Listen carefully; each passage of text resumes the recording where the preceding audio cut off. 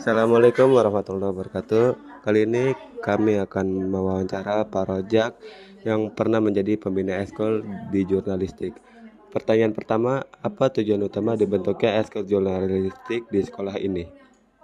Yang pertama tentunya untuk mengembangkan minat dan bakat siswa kita, karena banyak siswa kita yang suka menulis terus membuat liputan untuk menyalurkan si tujuannya yang pertama, dan sekaligus untuk apa namanya memperkenalkan sekolah kita ke luar. Jadi kan kalau misalkan kita diliput sama jurnalis kan kita bisa mempublishnya di Instagram, di sosial media lainnya kayak gitu.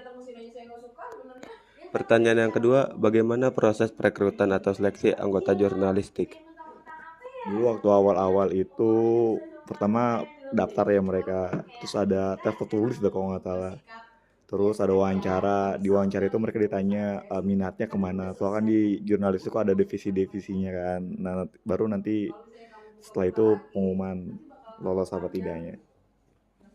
Pertanyaan yang ketiga, program apa saja yang biasanya dijalankan selama 1 tahun? Dulu awal-awal tuh ada banyak ya, kita ada Jumat Jumat bercerita. Jadi setiap Jumat itu kita mewawancarai, mencari informasi mengenai guru yang ada di 94, terus kegiatan-kegiatan di 94. Terus setiap Rabu kita ada radio Rabu, masih sekarang masih ada. Terus kita juga ada apa ya waktu itu ya. Jadi kita setiap ada eskul yang menang pasti kita lakukan podcast gitu, kayak podcast judulnya apa ya, Rabu berbincang kalau nggak salah, Rabu berbincang. Jadi tiap di posting itu tiap Rabu gitu kita wawancarai anak-anak yang berprestasi. Nggak cuma anak-anak yang berprestasi sih, tapi apa aja yang bisa diliput. Kalau kemarin-kemarin tuh lebih banyak yang anak-anak yang dapat prestasi, baik di di tingkat nasional, tingkat provinsi, sampai tingkat kota. Pertanyaan selanjutnya, apa saja kendala yang sering dihadapi selama menjalankan kegiatan jurnalistik? Yang pertama fasilitas, karena kan kita sekolah baru ya, kita belum ada banyak fasilitas, belum ada pelatih juga waktu itu kan, jadi kita meraba-raba masih, mungkin itu sih. Oke, selanjutnya, bagaimana cara sekolah mendukung kegiatan ekskul jurnalistik?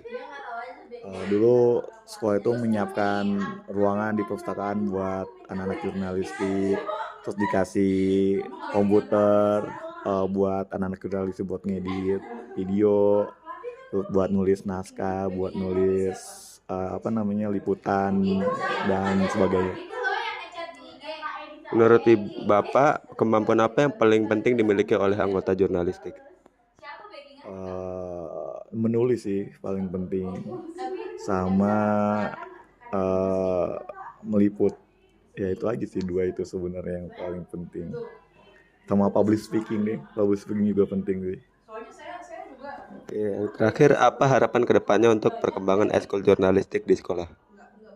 Ya semoga makin profesional sih dalam meliput kegiatan-kegiatan yang ada 94 Jakarta, terus bisa melaporkan secara langsung kegiatan-kegiatan apa aja yang kita lakuin.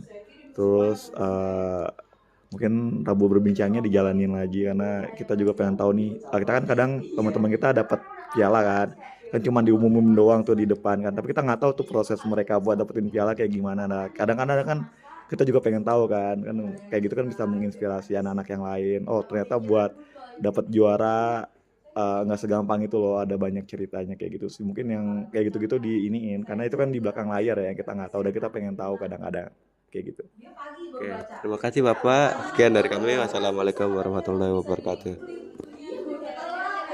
Oke Pak.